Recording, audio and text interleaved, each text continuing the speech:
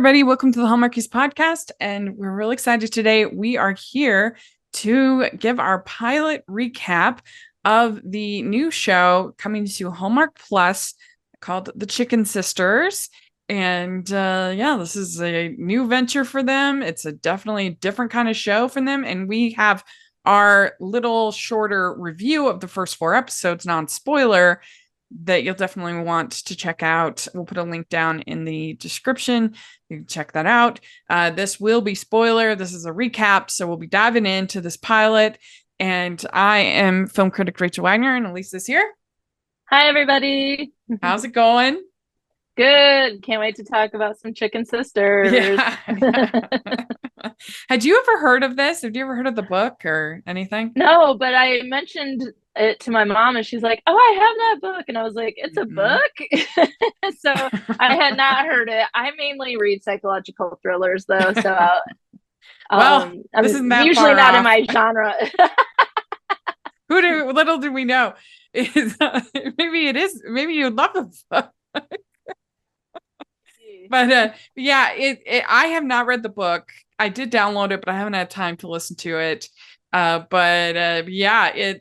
was very popular because it was one of Reese Witherspoon's picks for her book club. Yep. So that'll do it for you. Yes, absolutely. And so of course I was intrigued when I saw that it was being announced by Hallmark. And so this series, it's The Chicken Sisters, and it's the little summary of the series in general. We don't have the episode summary, but it's families feud over generational conflict between rival fried chicken restaurants Mimi's and Franny's, dividing the town as loyalties are tested. Objective: resolve the longstanding rift, unite community through shared love of fried chicken. That's one thing in this pilot is you don't really see very much of the fried chicken. No, and I would love to really know, like, what is different between these two fried chicken recipes. Yeah, and like they have like a secret recipe. Is there like a secret ingredient? Is there like a certain crisp? Like, I'm not a chef, so I don't know how to make fried chicken. Yeah, like how many herbs and spices did they use? Are they rivaling the Colonel? I want to know. Well, and what's interesting, I'm glad you brought that up because there's a feud that starts with a friendship. So they created the recipe together, I'm assuming, and then they had a falling out, and then it turned into Franny's and Mimi's chicken. So how do they distinguish each other, from each other? And they say are they selling the same chicken? And it's just like, do you want this kind of experience or do you want this kind of experience? It's got to be different, I would think. Well, especially since the show is about going on the kitchen clash. Yeah. So like, I know some fried chicken, they like dip it in like a batter, almost like a pancake type batter, and then fry. And then, and some of them do the deep frying. Some of them do it like a more shallow frying. Yeah. And then some just like dip it in like cornmeal kind of a thing. I've seen that before, but that doesn't get it that crispy. Here's the thing. And some roll it in kind of crumbs. I've seen all different kinds. And I've had delicious fried chicken. It's the most random, and I couldn't even tell you the name, but I went on a food tour of Atlanta years ago. This was like 2014. And we went to this wine bar, and I'm thinking, what am I going to do in this wine? Because I don't drink wine. And what am I going to... And they had the most amazing fried chicken at this wine bar in Atlanta. Fried chicken and wine. It was so good that I went back the next day after the tour and had it again. It was that good. Yeah, I can't remember the last time. I can't remember the last time I had fried chicken. But I've been doing brunch more often, and a lot of the places around here do fried chicken and waffles. And so maybe as a little shout out to Chicken Sisters, next time I do brunch, maybe I'll get the fried chicken and waffles. That is tasty. I do like that. It's a weird salty combination. And sweet, savory and sweet, baby. Yeah, I don't know how somebody thought of that going on, but it's good. Speaking of food, and maybe it's just because I'm hungry, what is your favorite side to have with fried chicken? Well, I do love cornbread. I think there's about nothing as delicious as like a big slab of cornbread with some butter and honey. Oh, yum. That's probably my favorite. And probably mashed potatoes. That's mine. Yeah. I'm just put the And butter in the gravy. potatoes and, mix it up and I'm in heaven. That's always my job at Thanksgiving most years is to Oh, handle the mashed nice. potatoes. My brother makes a roasted garlic mashed potatoes that is top notch. And so it's unfortunate that he's in Florida and not closer to do Yeah. Thanksgiving. It was so funny. A couple of years ago, I went to friends for Thanksgiving. My family was gone, and they were so nice to have me. I was grateful, no complaints. But it was just surprising to me that they had no cranberry sauce of any kind. And I was just kind of like, oh, you guys don't have cranberry sauce? And then I kind of like kept it to myself because obviously I'm grateful they're having me at their house. Yeah. But I was so surprised because not only do we have cranberry sauce, we have like multiple. We got like the cranberry relish, we've got like cranberries sauce, Yeah. we've got like the jelly kind. We got it all. Yeah. Well, that's the thing. It's like it's interesting, like how many there's different traditions and things like Yeah. that. And going back to that, you wonder what the difference is because is it an experience? Because Franny's it feels much more like a diner Yeah. fried chicken, and the other place feels like a shack fried Yeah. The other chicken. place feels more like a sort of a dive kind of Yeah. a style kind of a thing going. Yeah. And yeah, I can see that. But Yeah. it would be fun to get like a real idea of, okay, what is it that do they like soak the chicken in buttermilk? Do they, Maybe. what do they do that makes it special? Well, maybe that's why we have to wait until the end of the season to Maybe, find out. maybe. Anticipation, Rachel, anticipation. Yeah. Ho, ho, ho. We'd like to take a second and thank our sponsor for this episode of the podcast. It's the Hallmarkies Patreon. Do you love Hallmarkies podcast, especially at Christmas? Do you enjoy the holiday previews, recaps, interviews, and bonus episodes? If the answer is yes, please consider supporting the Hallmarkies Patreon. We need your help to do what we do both during the Christmas season and all year round. But not only do you help a podcast led by strong, independent women by becoming a Patreon, you get to become a part of the Hallmarkies family. Starting at only $2 a month as a patron, you will have access to our Facebook Patreon group where we talk about the movies, shows, and more all year. We also have many monthly patron watch-alongs with guests like Lacey Chabert, Natalie Hall, Paul Campbell, Mary Lou Henner, and more, giving their behind-the-scenes details of their films. As a patron, you also have the chance to provide input into the podcast and even join us at different tiers. So this Christmas season, spread some cheer to the Hallmarkies Patreon and become a member today. You won't regret it. Go to patreon.com/Hallmarkies to learn more. That's patreon.com/Hallmarkies. So the episode, it starts out, we get this little prologue, and we find out that the one thought the other had cheated with her husband, and that her husband was something the father had a of falling out of her friend, of Mimi. I can't remember if it was Mimi or Franny got pregnant, and the other accused the other of sleeping with her husband, and he was the father of the child, even though he denied it. Anyway, that was what it was that caused the rift. And scandal. It's like that. If that gives you any of a flavor of, because we've seen the first 4 episodes, this is not your grandma's Hallmark show. Yeah, it's got some mature content. Yes, in it. And like I said, you can listen to our review, but yeah, a lot going on, and you even get flavor for that in this first episode. But it was a they're tipping their hat even in the prologue of like, okay, whoa, yeah. That was one of the things that I said to Rachel is that, and this isn't obviously going to talk about the second, third, and fourth episode, but even in the first episode, I was like, is this a Lifetime show or is this a Hallmark show? Because those of you who know me from being on the podcast know that I grew up Lifetime, and so I anticipate it if I'm watching Lifetime. I do not anticipate it when I watch Hallmark. Yeah. Either do I. Yeah, I really, and so maybe that was part of it. It's just very surprising. But yeah, it starts out that this prologue, and then we find out that she's ovulating. She wants to get it on with her husband, and it's like, whoa, okay. I mean, it just is like, I remember when it was considered scandalous to have even a married couple in a bed, to have any bedroom scene at all of any kind. Yeah. In anything Hallmark was considered a scandal, which is just, so it's just really interesting that we have this. And we have this flashback to her wedding because so Amanda has married Frank Jr.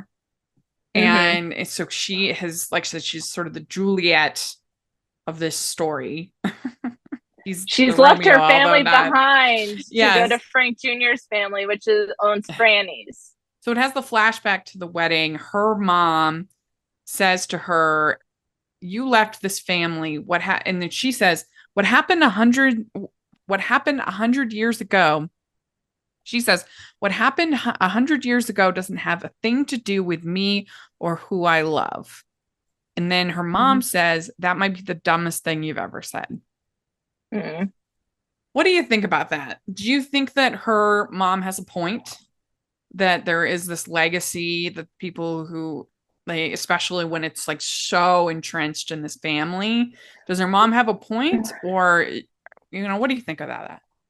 I mean, I think of what's the famous family feud? It's like the McCoys and the Hatfields and McCoys, yeah.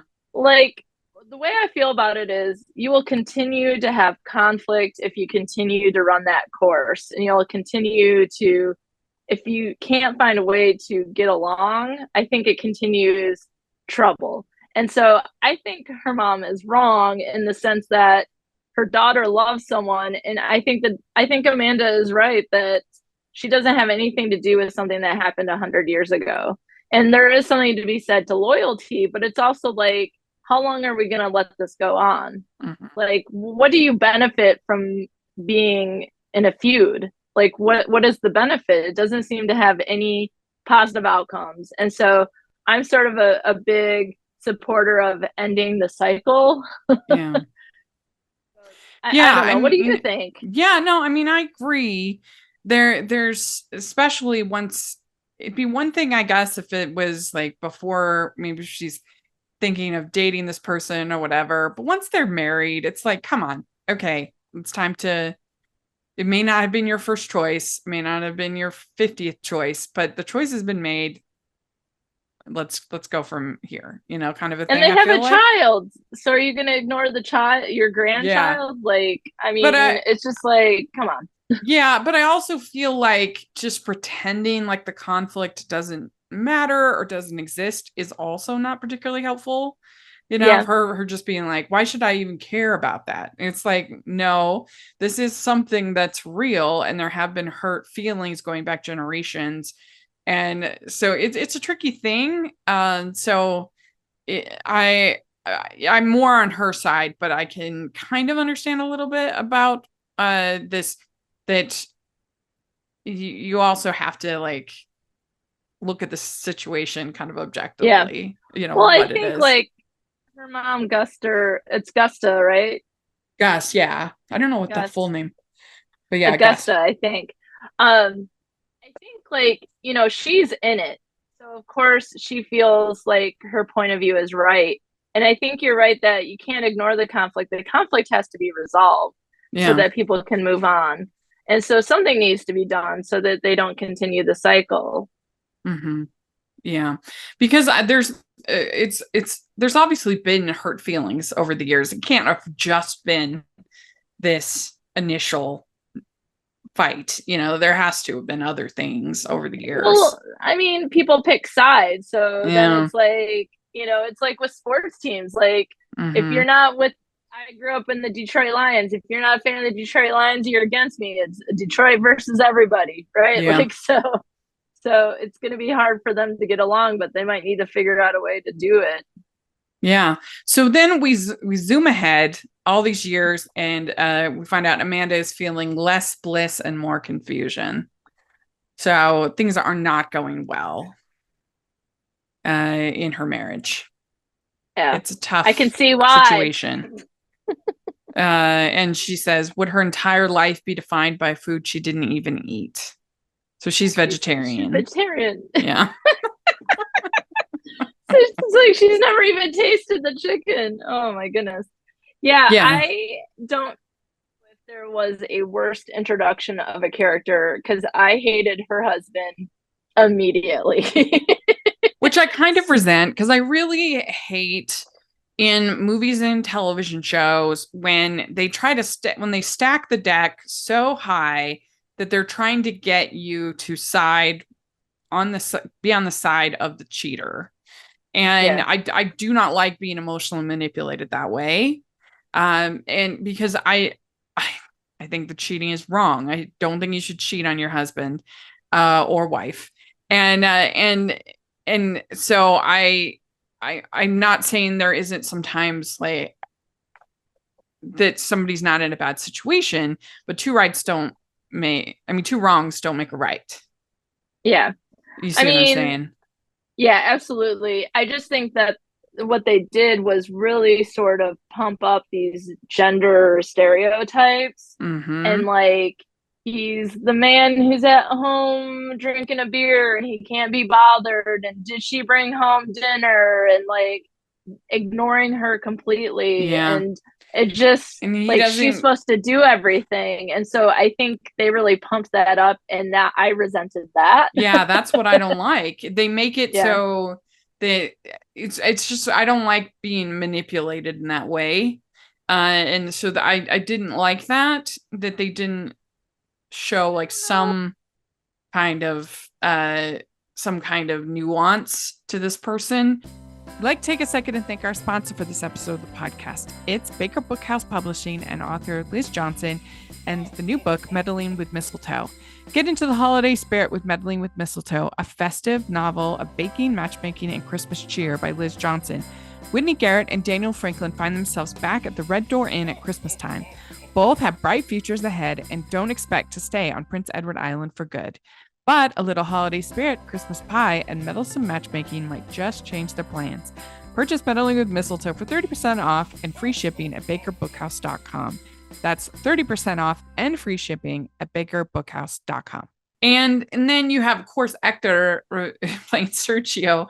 That, I mean, it could be more handsome, more charismatic, more great, and so they just are stacking the decks. So like of course she's interested in him. Of course she's tempted. And so that wasn't my favorite.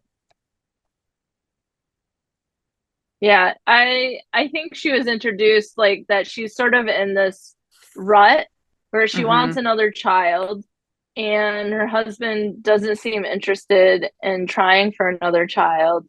And I think they need money. I think that she's lived in this town all her life, and it's just like the same-o, same-o. And so when she goes over to her mother's restaurant, Mimi's, and she has a new cook, Sergio, they definitely have chemistry.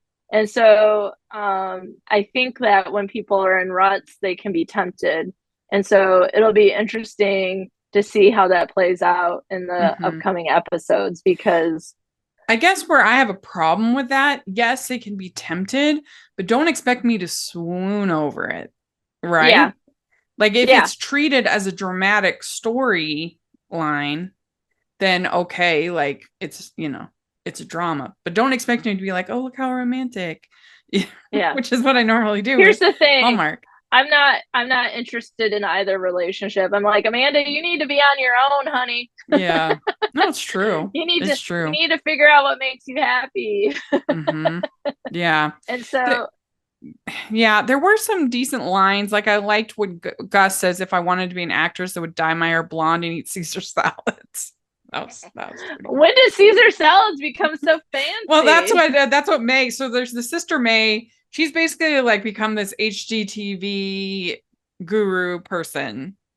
She reminded me of Marie Kondo, a spicy Marie Kondo. And at the beginning, so she finds out about this kitchen clash, and she initially says no, even though that her mom says, I will only do it if May does it. But she says no, and because she doesn't want to go back. She hasn't told her fiance about, she's told her fiance just lies. Nothing's Time true. out. Their relationship stinks too. Yeah, it really does.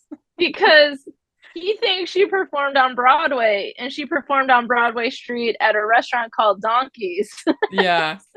And I feel so like everything seems to be a lie there. That relationship I can guarantee that will not turn out in this season of this show. Because she's like, what, supposed to be in LA or something? Like filming LA the show? Or New York. Something like that. Yeah. And like nobody would give like anything that she was a waitress. Like everybody and their aunt was a waitress. It was like this when they're trying to I was like her darkest secret. No reason to keep this a secret. I was like, make a joke of it. Yeah. You know where I started out? At Donkeys. But since then I got the show Sparkling. So like use it as a glow up. Don't feel bad, or I don't know. It was like her trauma, and I was like, I don't think it's that traumatic. That wasn't believable. But she ends up getting fired from the show because everybody likes, I think it was Lily, the nice one, better than May. Yeah. So she's basically getting fired, and she has sort of a panic attack. And that goes back to her upbringing, because we find out Gus was a hoarder. So that's another layer of darkness to the show. Is that these girls basically had childhood trauma living in this hoarding environment. Well, even though there's lots of things going on with these sisters and their mother, they seem very protective of her in a way. So May is like, we shouldn't do the show because it would embarrass or humiliate our mother because of her house, because she is a hoarder. And so we shouldn't do this thing. So I see that a little bit of being protective, but maybe it's also because of the trauma that from living there. Yeah, I could see a little bit. That's a good point. Also, just sort of embarrassment. I think there was that too. And just, I don't know, these people just don't like each other very much. It seems to be troubled. Amanda and May have a troubled relationship with their mom, Gus, for sure. Yeah, definitely. And not that she doesn't deserve it. I mean, she didn't even come to her own granddaughter's christening. She's a lot to deal with. And Amanda is banned from going to Mimi's. She works at Franny's now, and she can't even walk in the Mimi's restaurant where her mom owns. So she has been banned. Yeah. So it's a lot. We do get this, and the two sisters. It's not like their bond is strong. They don't get along. They hate each other. They're fighting as well. They don't get along very well. They don't get along. If anything, May gets along with her daughter with Amanda's daughter pretty well, but that's about as strong as it gets. Amanda's daughter wants to audition for like acting school at NYU, I think. Yeah. And so May lives in New York, and so she wants to go there and stay with her aunt, and thinks her aunt's like the cool one where her mom is not. And I think there is some trouble in the sister relationship between May and Amanda. And maybe it's because Amanda left and moved out of the town and is not part of anything that they're a part of. And so maybe she's a little envious. Maybe she's a little mad I think there's about some it. of that. And resentment. Yeah. So, like I said, Amanda needs to figure it out. Then again, so does May. Yeah. Because her spicy Marie Kondoing did not work. And all the lies to her fiance, that relationship is doomed. So I feel like they need to come together, maybe be each other's support systems, and figure out their life. And maybe she'll bring them together. I don't know. Did you feel more sympathy for May or for Amanda? Or about the same? I felt a little bit more for Amanda because it felt like was difficult with her husband. It was difficult with her daughter. It was difficult with her mom. It was difficult with her sister.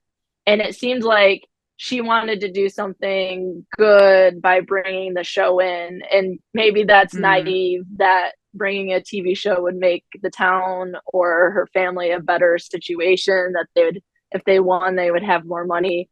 So I feel like they set me up more to sympathize with Amanda. I found May to be just a little aggressive about everything. And so I was just like put off by her a little bit. That's true. That's, I mean, because I was going to say May, actually, just because like her having the panic attack and being like more physically like kind of affected by things. I can understand that a little bit better. But yeah, I mean, they're both liars, and they're both challenging. They have a major need for a redemption arc based on this first episode. Yeah. And I wrote down as I was taking notes, I was like, I can't believe that we're having a married woman flirt like this with another person in a Hallmark show. I was shocked. And there's this whole scene where Sergio is cooking, and Amanda comes in, and they kind of have this like sort of fight, and he makes her these hush puppies, and he says that's the kind of thing you get a hankering for in the middle of the night. Or she says that, and he says I'm always up. Yeah. I was like, Sergio, what? bring it down several notches, Sergio. I was shocked. But a hush puppy sounds good right about now, I'll tell you what. Yeah, and I think like sort of the vibes I'm getting, from Amanda is like the never leaving home and being with the person that she was with in high school is causing her a lot of problems now that she never got a chance to see what else is out there. And that's sort of where I feel like they're leading us in a way on this first episode, is that just everything is a problem. And maybe a little like an early midlife crisis, maybe.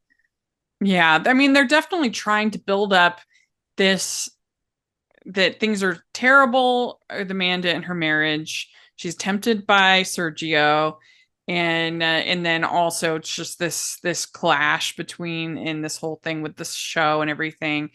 But it's I just feel like they needed to make Amanda more likable in these early episodes, and we'll see. Like I said, if they can kind of turn it around, because it's just all feeling like very cynical to me, and that's just not what I want in a Hallmark show. But I don't know. The cool, crisp days of fall are calling. Fuel up for them with Factor's no prep, no mess meals. Meet your wellness goals in time to go back to school thanks to the menu of chef-crafted meals with options like Calorie Smart, Protein Plus, and Keto. Factor's fresh, never frozen meals are dietitian approved and ready to eat in just 2 minutes. So no matter how busy you are, you'll always have time to enjoy nutritious, great tasting meals. Make today the day you kickstart a new healthy routine. What are you waiting for? With 35 different meals and more than 60 add-ons to choose from every week, you'll always have new flavors to explore. Crush your wellness goals this month with dietitian-approved meals and ingredients that you can trust. Make your day delicious from breakfast to dessert. Stay fueled with easy, nutritious options. Treat yourself to restaurant-quality meals that feature premium ingredients like filet mignon, shrimp, and blackened salmon. Keep kitchen time to a minimum. Factor meals are ready in 2 minutes. No shopping, prepping, cooking, or cleaning up. Enjoy effortless support for your lifestyle. Choose from 6 menu preferences to help you manage calories, maximize protein intake, avoid meat, or simply eat well balanced. Head to factormeals.com/Hallmarkies50. Use the code Hallmarkies50 to get 50% off your first box plus 20% off your next month. That's code Hallmarkies50 at factormeals.com/Hallmarkies50 to get 50% off your first box plus 20% off your next month while your subscription is active. It's almost, I think you're right. Like, I think if they built up, like maybe the first time he said something, like she'd react to it like negatively, like that she wasn't so easily tempted in that situation. Like or being more surprised by it, or something like that. Maybe build into it a little bit more. Because if you're looking at, have you ever seen Waitress, either the movie or the Broadway show? It's been a really long time, but yes. So it's very similar in Waitress. She has this kind of brute of a husband. She starts flirting with her doctor, but at first she's kind of like horrified by the idea, and it takes a couple visits, to kind of, and I don't love that plot. I just don't, but it's executed pretty well there. And she's like such a likable in the musical, at least. I haven't seen the movie in a long time, but the musical, she's a very likable character, and it's funny enough. And like their relationship is kind of silly enough that it all works. It's, again, still not my favorite plotline in the world, but it's executed pretty well in the musical. And so, I think if they're going to kind of look at this, I don't know how it is in the book, but if they're going to kind of refine this, that's what I would say, is that you need to have somebody that you're rooting for. And really right now in this pilot, like there's nobody. Everybody is rooting for the teenage daughter to get accepted to NYU. Yeah. Me and the teenage daughter are like, I love her. But at first she was a little rude to her mom, but I feel like she gets away from that pretty quickly. But also it's like she's a teenager, so you're going to get some of that from teenagers. The other thing that was so shocking in the opening scenes, we see Gus with this man played by Cardi Wong, and then we find out later that she's having a relationship with him, and he's married. We see him with his wife. We coming out of the OBGYN with a baby and everything, and I'm like, oh my gosh, what? I actually think that's what do you call it when I think they're tricking us. I think that there's something else going on there. I don't think they're having a relationship. I think that whatever they're doing, they have to be together, but I think something else is going on. I just have a feeling that it's not what we think it is. Oh.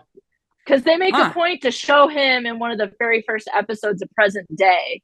And then, so you see him with a baby and a wife and that sort of thing, I think in the coffee shop. And then you see him later and you're like... Don't we see them kissing and stuff? I don't remember. Think did they kiss? I don't think so. I thought we oh my gosh, we might have to go back and watch. In like the fridge or something. I was like, oh my gosh, she's married. Maybe I missed that. Is this? Because I took it as I could here, but I was like... I could see that. I was like, her mom is making out with Cardi Wong, and he's got a pregnant wife. What? Maybe we're both wrong.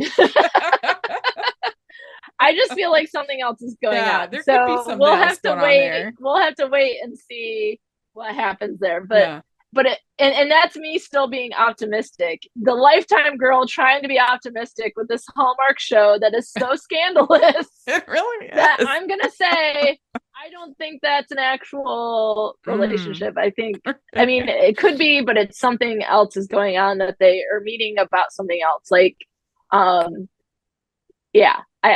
have a feeling it's something else. Well, so there was also a fun scene where Nancy, the Leah Thompson character, where she kind of gets like this little makeover, and she's got these cool glasses on, and she's feeling great. So that was kind of fun. I liked that because she thinks the show is coming, but at this point in the episode, they're not, because May has said no. But I think it's so cool. She's like, I'm going to be famous. I need to get like a makeover. And like, she's going Hollywood, right? Yeah. She's like... Well, I think it's her that says we can water the problem tree or the solution tree, which I thought that was a pretty good line. Yeah, no, that's a good one. I personally think we should water the solution tree. Yeah, I'm a big fan of that too. Yeah. Let's get rid of this generational feud. How about that? Yeah. Yeah. And she says, I don't like the way that woman ices you out. Talking about Gus and to Amanda. Yeah. And it's true. It's hard to imagine any mother really like doing, like, it's one thing if you live far away, man, it's got to be tough when you have that kind of conflict in like such a confined area. you know, especially if you all like go to the same churches, you go to the same, like, that's hard. Because it's a real small town, so you know they're going to run into each other. And I think it's really interesting is that essentially she's gained a new mother, a mother-in-law, but someone who loves her more openly than Gus does. And so that might be something positive for Amanda, is having a relationship with Nancy. But Gus might be resentful of that. Like, we've never had obvious, like, we've never had anything close to any of this in my family. We've had periods of conflict, but whenever we've had conflict, it seems like we're always kind of living far apart, which is, I think, for the best. You know, it's like you have like your space and you can kind of cool off, and then everything's fine now. But yeah, I can't imagine living close. Like, that would be hard. There's no way you're not going to run into each other. That's the kind of town that has one grocery store, if at all. Like, we also find out that Sabrina, the host of Kitchen Clash, has a history with May. And we just get a tease of that. We don't find out until later episodes what exactly that is, but that they have a history with each other. And I thought it was really fun when Sabrina was introduced. I think here comes this like New York, Hollywood, like producer host sort of situation coming into this small town. And I just thought she was kind of funny when she came in. And that actress, Raquel Bernard, is the actress playing Sabrina. She's very talented. She's really good. I like her. Yeah. All the acting was good. Everybody was good in their parts, I think. They made me hate them. Yeah, they did. Good job. Way to go.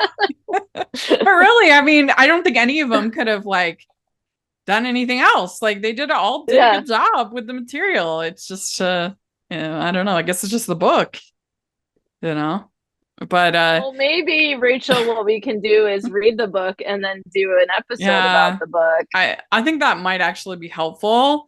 So our next episode, like I said, we have the 1 through 4 non-spoiler little review we did.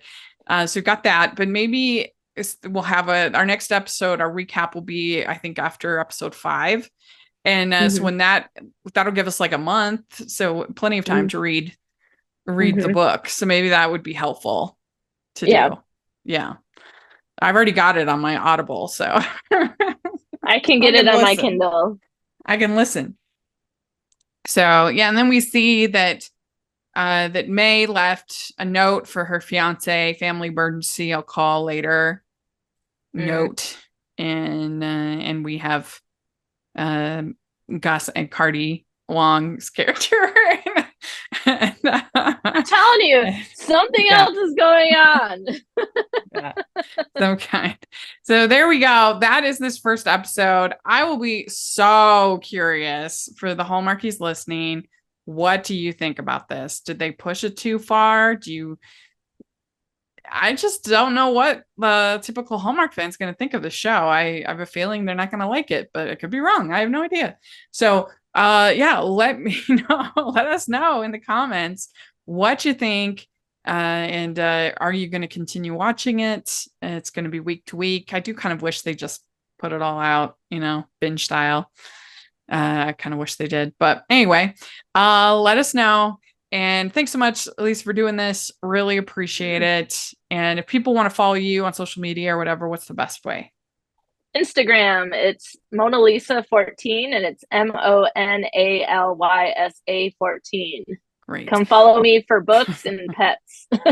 And you can find me at Rachel's Reviews, all over social media, iTunes, YouTube, and on Rotten Tomatoes. So check that out. Also, make sure that you're following the podcast, Hallmarkies Pod, Hallmarkies Podcast, all over social media. And if you are listening on iTunes, please leave your ratings and reviews. That really, really helps us a lot. And if you are watching on YouTube, please give the video a thumbs up and subscribe to the channel. We appreciate that a lot too. And we have our Patreon group, which is the best way you can support us. And I guarantee you, we're going to be talking in the Patreon group a lot about the show. So, and other stuff on Hallmark Plus. So please check out the Patreon. A lot of great benefits. And we have our merch store. So check that out. And thanks so much, everybody. We'll talk to y'all later. Bye.